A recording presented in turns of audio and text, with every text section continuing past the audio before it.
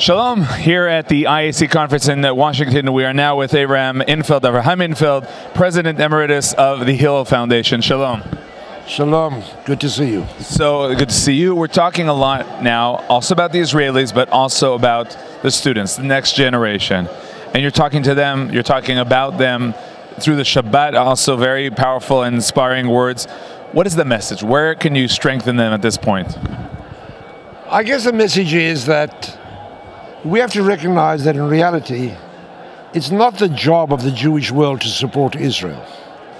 Israel was created in order to support the Jewish world. I can't think of a single Zionist leader who did not understand that the reason for creating a Jewish state was in order to ensure the continued significant renaissance of the Jewish people. That's what the whole thing's about. We've gotten it all mixed up today. We think that the role of world Jewry is to support Israel. No, the role of the world Jewry is to love the Israel that was created in order to support the Jewish people. What is the practical meaning? I mean, we do want everyone to be ambassadors. The practical meaning is that I want them to be ambassadors out of a sense of love and a sense of belonging to the Jewish people.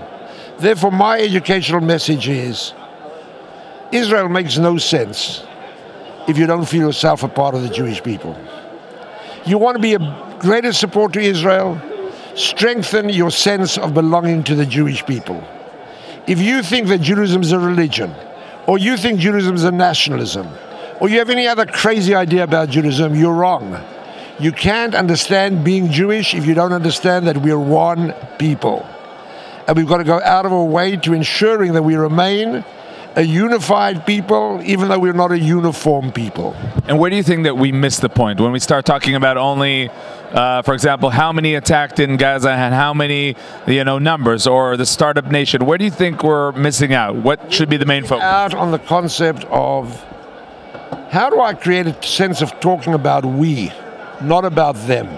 We spend so much time talking about the other when we should be talking about us as a single unity. The problems that are happening in Gaza, whether they're caused by this present government or any other government, I'm responsible for because I'm a member of the Jewish people. The pride in being a startup nation, I deserve the credit for because I'm a member of the Jewish people. That has been so lacking in the Israel diaspora dialogue. We criticize them for the way in which they understand being Jewish. They criticize us for the way we understand being Jewish.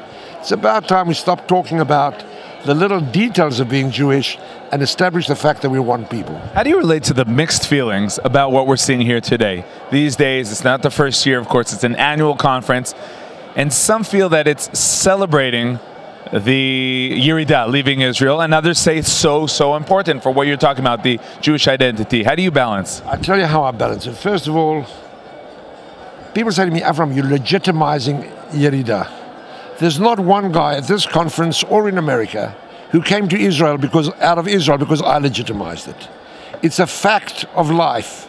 There will be a million Israeli Jews living in America. There is no such thing in America as a third generation Israeli. By the time they've reached third generation, they're either an American Jew or just an American.